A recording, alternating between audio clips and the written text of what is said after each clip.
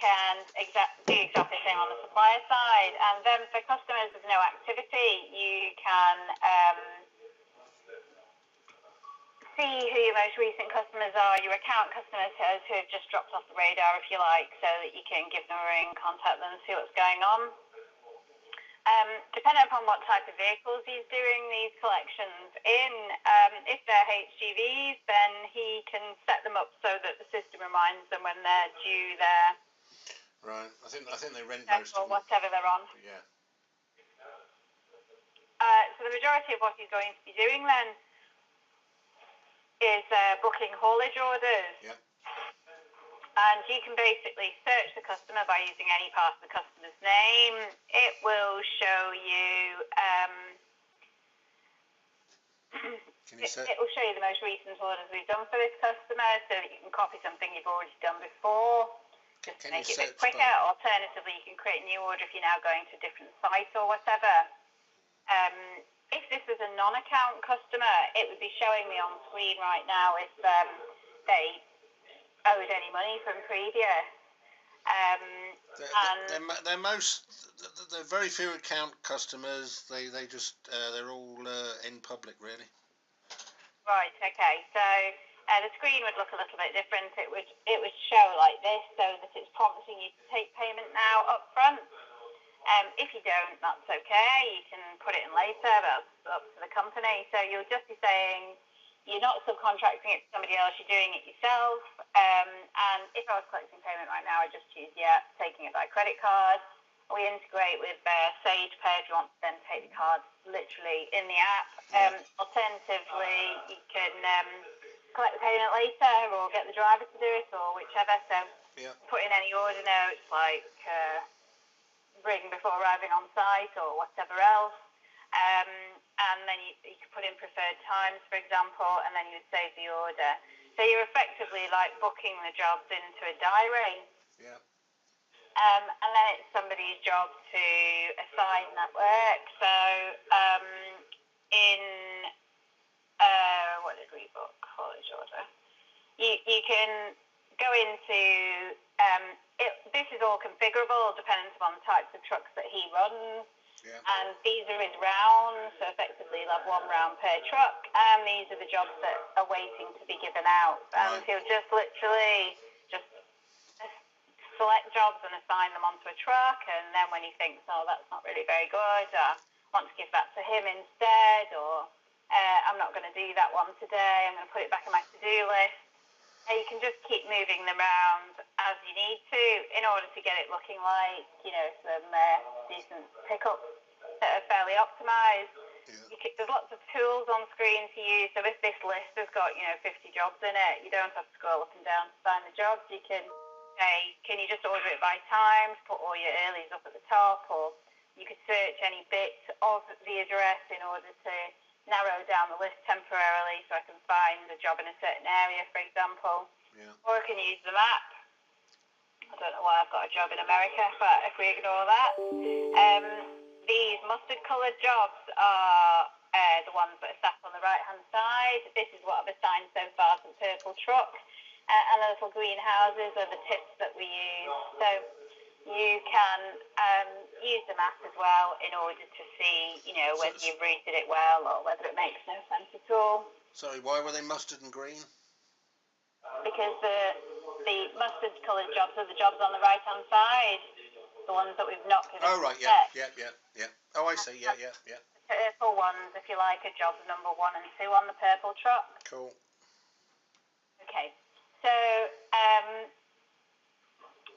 there's lots of tools to help you organise the work easily. If you are then using devices, these jobs that you've assigned to him, when he logs in, he gets asked a couple of health and safety questions, and then he sees you can put in some checks that he has to make on the vehicle before he can leave, and then he sees his list of work. As you give more work to him during the day, that list will update. He's then in control of the status of the job, so there'll be little traffic lights on these jobs, and as he's working through his list, you'll see it change. So this one will say, he's on site, then it'll say he's on his way to the tip, he's cleared that one, then you'll see he's on his way to the next. You'll also see the little purple truck on the map, so you'll know exactly where he's up to, what he's cleared, what he's still got left to do. Right. If you want to send him some custom message, you can just choose to send, accident on blah, blah, blah, or whatever, avoid this road. You can send it to your whole fleet or just a specific driver.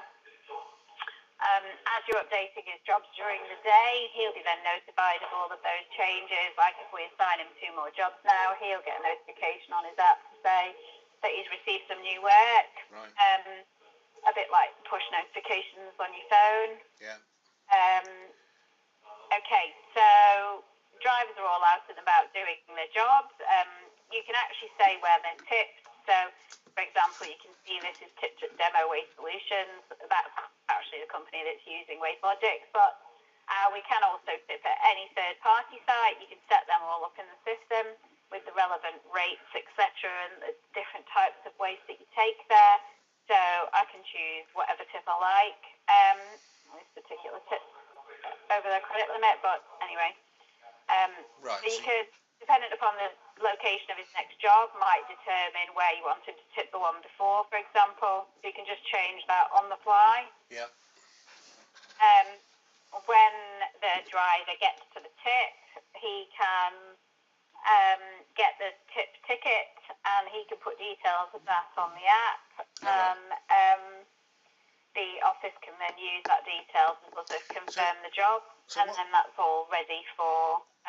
What details has he put in there? The overall weight or the EWC codes, or? Well, the EWC code's already on the job, but he can possibly change it. So if he thinks he's collecting, like domestic waste or something, but I don't know, when he gets there it's not that, it's something different with a different EWC code. When he gets to the tip and they're saying it's something else or whatever, he can then indicate that on the app. Cool. But if it is what he's expecting it to be, then often it isn't. He's just putting the tip ticket number and the weights, etc. Fantastic. So as the jobs get confirmed, they'll all basically come through this screen where you can just give it the okay before it goes onto the invoicing. So, for example, if he's tipping at a third party, it will look a bit more like this, where we're collecting something from our customer, that's what we're going to invoice, we're taking it to the tip, and that's what the tip's going to charge us. So when most users use this screen sort of every day, every other day, and they literally just hit select all and then choose sign off, this table will empty and all of these transactions will get written to the necessary sales and purchase invoicing. Right. And then it's a case of dealing with your invoices. So you can, for example, say, right, I want to see all my sales that are open, perhaps I don't know, up until yesterday. It depends how frequently he wants to invoice, if he wants to do it every day or weekly or whatever, it's up to him. But he can say, show me everything that's good to go up to yesterday. And maybe you've got, you could send all that out by email, for example. And it would show you all the customers that were set up, that were ready to go by email. You just hit select all and email sales invoices. Then you might have some that you have to send in the post, so you just do exactly the same, but choose post. And then for them, you can choose to print. Do you have the facility where you can click on a link from the invoice and pay by credit card or anything? No. But they took payment up front. Well, they don't take the payment up front. They take the payment when they weighed it in. Oh right. Okay. Whereas if that sent a link to pay, then that saves a lot of time, because they wouldn't then necessarily need to chase the person and That would be pretty easy for us to do. Yeah, We I was going to say, is that... Stage Pay. So if they were emailing the invoice, we already include some other details in the body of the invoice, like, for example, access to the signed duty of care tickets. There's like a link, they click on that and they get the tickets that are on that belong, and the signatures, etc., that belong with that invoice. So in a similar sort of way, we could include a payment link there too. Don't see why not. Yeah. I suppose it really depends how many people. Anyway, I'll discuss that with them. Yeah. Okay. Brilliant. So once the invoices are either printed or emailed, that closes them on the system, and then they're good to transfer over to whichever accounts package you're using. So we integrate with different accounts packages. They're all... So presumably you check a text file which I'll integrate into their accounts package, because they use a thing called Exchequer, which I doubt you've ever heard of. I've heard of it actually, but we don't integrate with it yet. But I think we've got a customer who will be starting shortly that uses Checker. But they haven't given us any details of the file that we need to create yet. But with all the others, we do it in one of two ways. So those account packages that are not cloud applications, we create CSV files, and then they just download that from our system and import it into Sage or QuickBooks or whatever they're using. Because I'm one of the... I used to go out and train on development for Exchequer, so I'm kind of one of the longest running developers with Exchequer, if there's ever any use to you. But anyway, Oh, right. Well, that was useful to know, because I doubt the client that's using Exchequer has a clue about the format. It's actually really useful. We generate a CSV file, and they download it and import it, and we structure the CSV file to suit the accounts package, so they don't have to then further mess about with it in any way.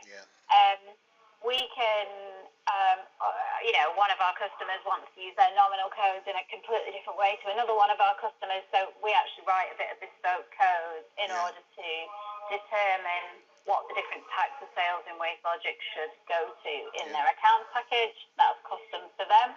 I don't really know enough about Exchequer, but with Sage 50 and Sage 200, for example, we have a two-way transfer. So we transfer our invoices, credit notes, and receipts to Sage, and it gives us back a list of all the customers with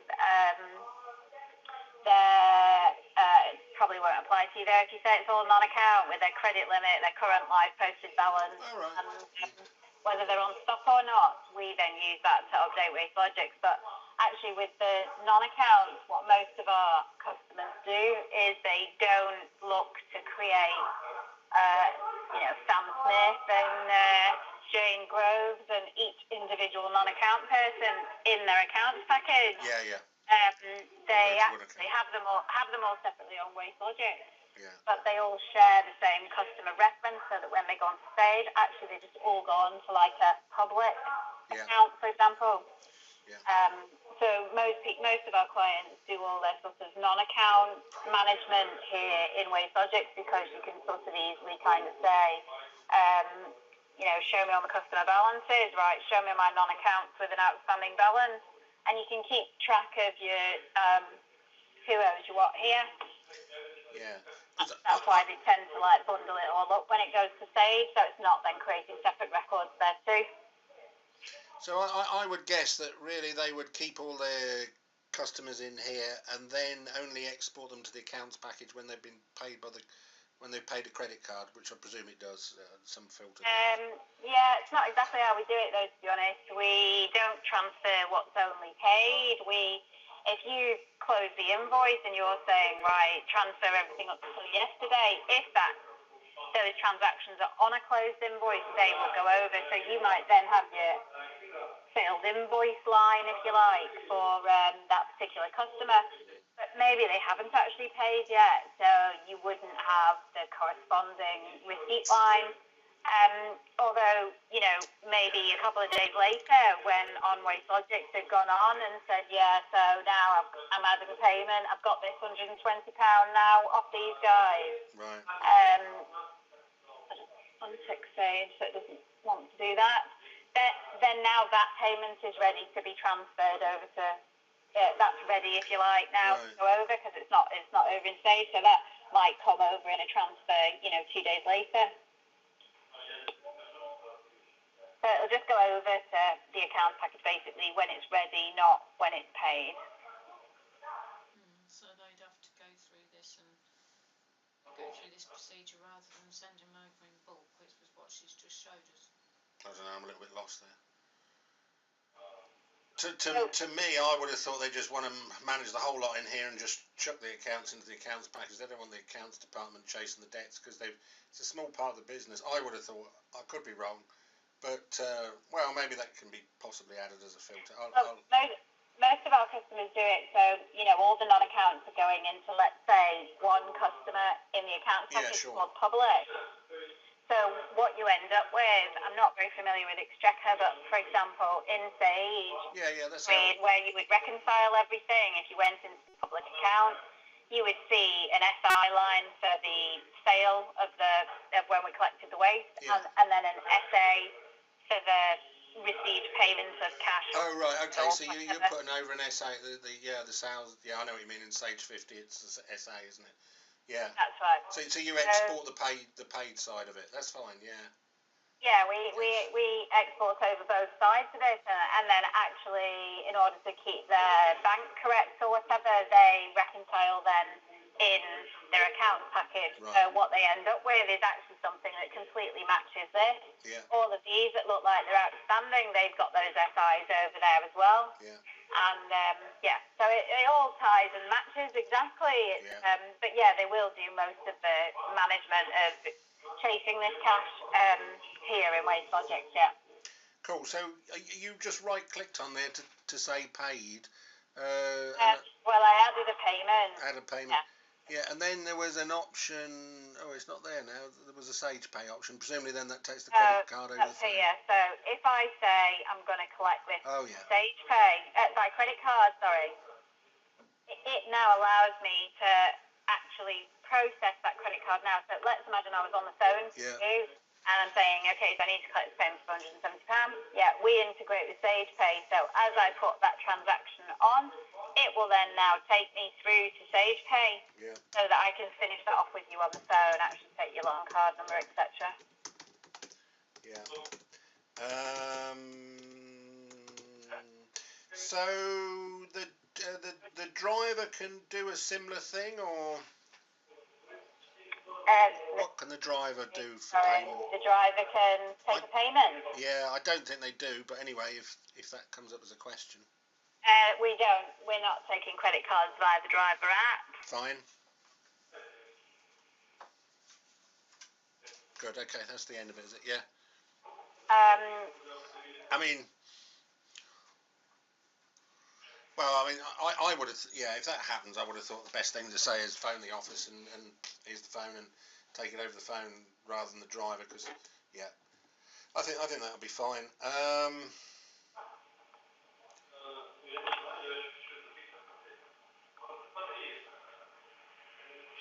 Well, I think that covers most of the requirements, doesn't it? Okay, just so that you know, not to step on your toes with regards to the application that you've designed there, but there is actually a subcontract module within this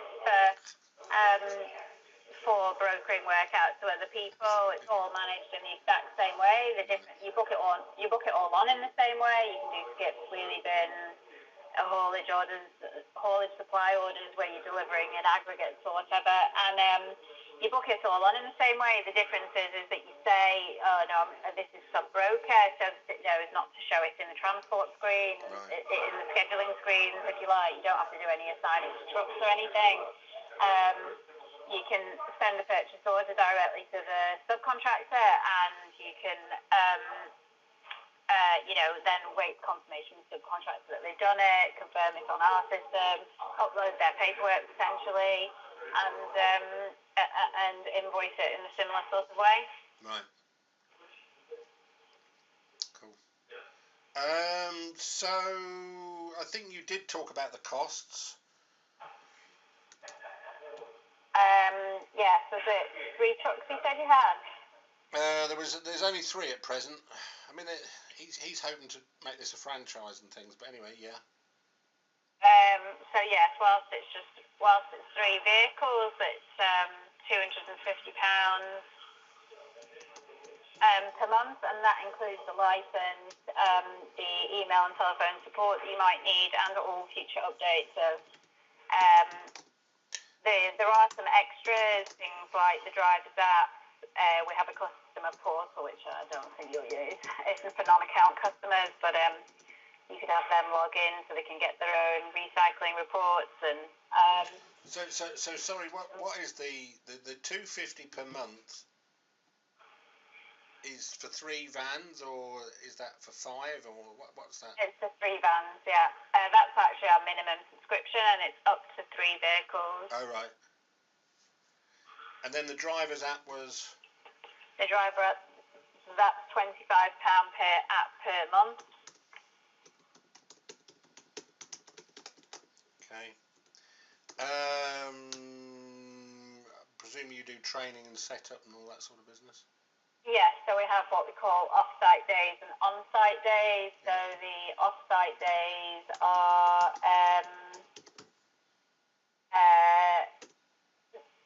the time you'll need off us from when you say yes and confirm your order up to the point where you're ready to go live. We sort of handhold you through a series of setup tasks. So for yourselves, I would estimate that at 1 day. You'll use it like 20 minutes here, half an hour there, etc. along the process. And then we have on-site days where when you are nearly ready to go live, we'll agree a date with you, and we will actually then come on-site to train you, and we will help you through that first couple of days. And I would estimate that for yourselves at 2 days. Yeah. So our off-site days are £300 a day, and our on-site ones are £600. Right.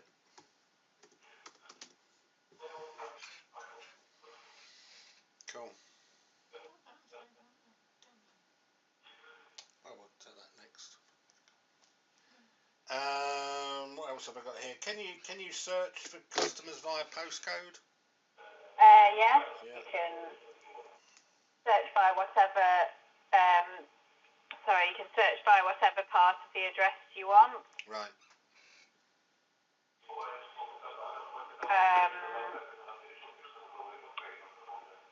Yeah. So do you get some of the development done in Belarus, or? Not some, all. All, right, okay. The whole development team are here. Oh, right. Well, bar one actually, one's in Croatia. Right. And one's actually in America right now as well, but yes, Right. usually they're here as well. Mm-hmm. But yes, I've worked with the team out here for 6 or 7 years now. Cool. And you're the MD? I am the owner, yes. Very good. Where's the UK based? Bolton. Oh. Yeah, no, it looks very good. So. Whereabouts is he based? He's based in North Norfolk, Kings Lynn. Right, okay. So yeah, I better have a chat with him. I think this looks a very good fit. It's reasonably priced. I don't see really any reason why we probably shouldn't go ahead, but It's usually the time scale. yeah. So what's usually the time scale in terms of implementation then? If we said yes, is that 6 weeks or something? From when you assign the paperwork and we have a deposit, we'll get you set up with a system. You'll then be able to log on to it, I would say, between 3 to 5 days after we receive your deposit. And then from there, the time frame's really in your own hands. You know, some of the tasks are going to take you all of 2 minutes. Yeah. So if you can motor through the task, you know, I expect you could literally get through the task in a matter of a couple of days. Yeah. Especially as you don't have some of the big setup tasks, like right now we need all of the billing information for all your account customers. You know, you don't have those. He's not going to have those big tasks to do. So yeah, it's going to take you no time at all. Can you import stuff into it like existing customers now? But then they probably wouldn't. The question was, can you import existing customers? Yes, you can, yes, because I figured if the majority of yours are non-account, you probably don't even have that many to import. Totally agree. Yeah. But yes, you know, you can import customers. We can give you, we have like an upload section, and we have a template.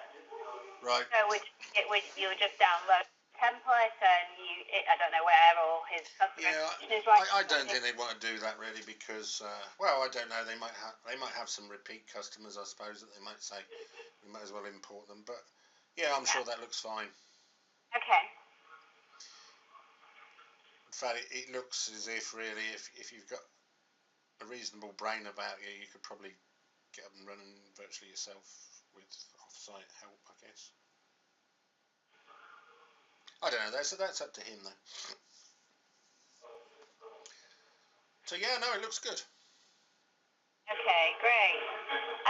If you're using the external tips as well, one thing I sort of forgot to mention, I know you saw that there was a purchase transaction, but you can actually, when you then receive that invoice from that tip, you can then go on here and actually match that supplier's invoice so that you know that it's correct and that you have been invoiced for those 10 loads, for example. Right.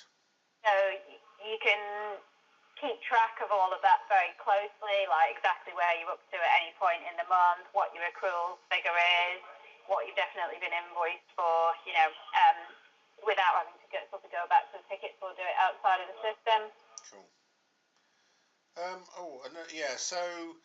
So we've given a price for 3 vans. Now the person in the office, is he charged to be a user? I mean, so say you've just talked about accruals and things. Sorry? Unlimited users.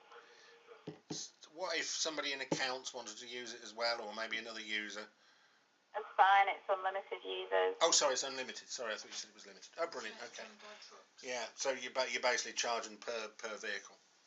Yes, correct. Fine. If they run vehicles, we charge them per vehicle. If he thought that, I don't know, in the future he wanted to, like you say, franchise this or whatever, so he's not really operating any more than his vehicles in his area. He's really sort of subcontracting the rest out. We don't charge the other by vehicle. We charge it by volume of transactions. Right. So anything you broker out, it's about numbers of transactions. Right. So what's the next? Yeah, that's what I was about to say. So what's the next price break then for additional trucks and things?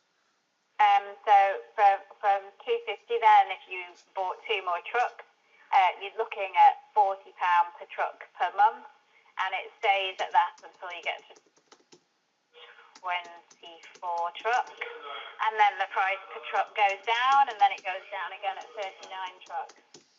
Cool. Good. Well, I think that's covered everything, hasn't it? What do you think, Daphne? I can't think of anything off the top of my head that we've not covered. Okay, great. Well, if you have any more questions after, just feel free. It's probably best to email me whilst I'm here in Minsk until a week today. Friday evening next week I get back to the UK, so just feel free to email me and I can always give you a ring. Okay, lovely. Brilliant.